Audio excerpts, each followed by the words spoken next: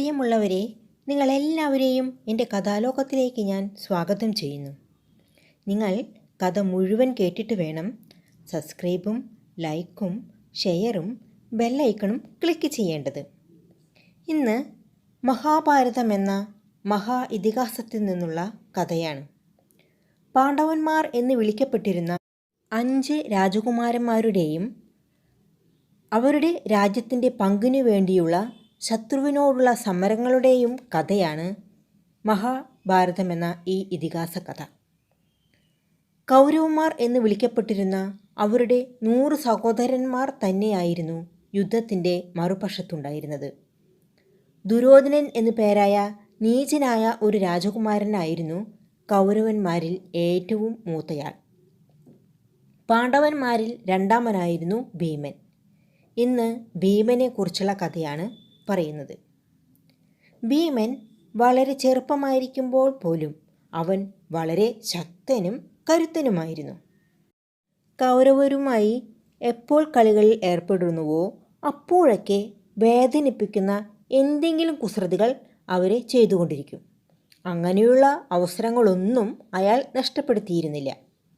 ഒടുവിൽ ഭീമൻ്റെ ഈ പ്രവർത്തികൾ കൊണ്ട് ദുര്യോധനൻ ആകെ ബുദ്ധിമുട്ടി.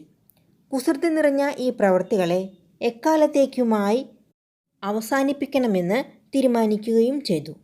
ഒരു ദിവസം നദീതീരത്തുള്ള ഒരു ചെറിയ കുടിലിൽ രാജകുമാരന്മാർ വിരുന്നു സൽക്കാരത്തിൽ ഏർപ്പെട്ടിരിക്കുമ്പോൾ ദുര്യോധനൻ വളരെ സൂത്രത്തിൽ ഭീമൻ്റെ ഭക്ഷണത്തിൽ മയക്കുമരുന്ന് കലർത്തി.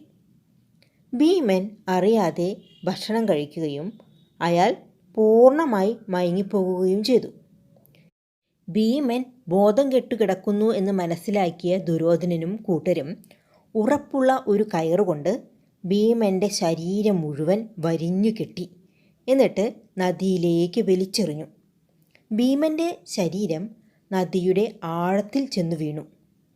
ഒരല്പസമയം കഴിഞ്ഞ് ഭീമൻ തൻ്റെ കണ്ണുകൾ തുറന്നു നോക്കിയപ്പോൾ പാതാള ലോകത്ത് നദിയുടെ അടിത്തട്ടിൽ കൂറ്റൻ സർപ്പങ്ങളാൽ താൻ ആക്രമിക്കപ്പെടുകയാണെന്ന് മനസ്സിലായി.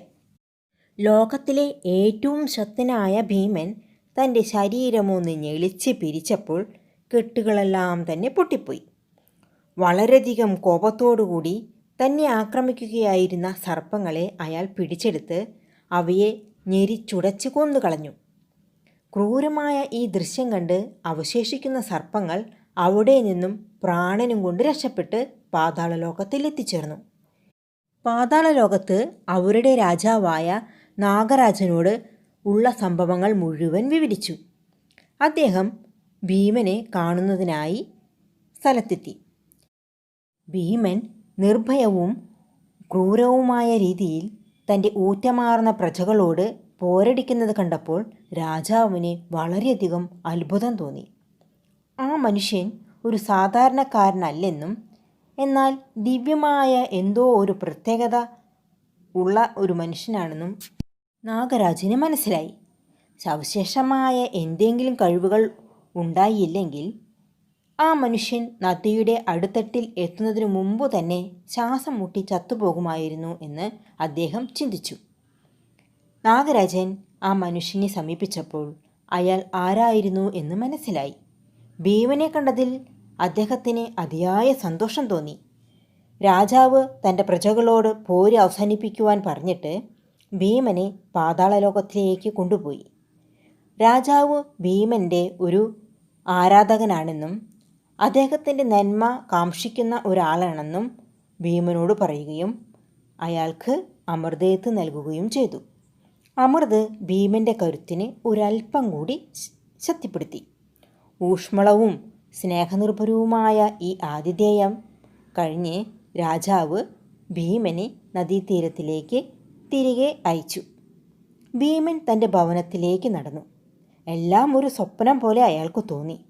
സർപ്പങ്ങളുമായി നടത്തിയ പോരിനെപ്പറ്റിയും നാഗരാജൻ്റെ സ്വഭാവത്തെയും അദ്ദേഹം തനിക്ക് തന്ന സ്വീകരണത്തെക്കുറിച്ചും എല്ലാം വളരെ ഉത്കണ്ഠാപൂർവം തന്നെ കാത്തിരിക്കുന്ന സഹോദരന്മാരോട് ഭീമൻ വിവരിച്ചു. ഭീമനുണ്ടായ പുളകം കൊള്ളിക്കുന്ന ഈ അനുഭവത്തെപ്പറ്റി കേട്ട് എല്ലാവരും സന്തോഷമുള്ളവരായി. പ്രിയമുള്ളവരെ, നിങ്ങൾ ഭീമൻ്റെ കഥ കേട്ടില്ലേ? നിങ്ങൾക്ക് ഈ കഥ ഇഷ്ടപ്പെട്ടോ? ഇഷ്ടപ്പെട്ടെങ്കിൽ നിങ്ങളിത് ലൈക്ക് ചെയ്യണം, ഷെയർ ചെയ്യണം, സബ്സ്ക്രൈബ് ചെയ്യണം, ബെല്ലൈക്കൺ ക്ലിക്ക് ചെയ്യാൻ മറന്നു പോകരുത് കേട്ടോ. നല്ലൊരു കഥയുമായി അടുത്ത ദിവസം നമുക്ക് കാണാം. ബൈ.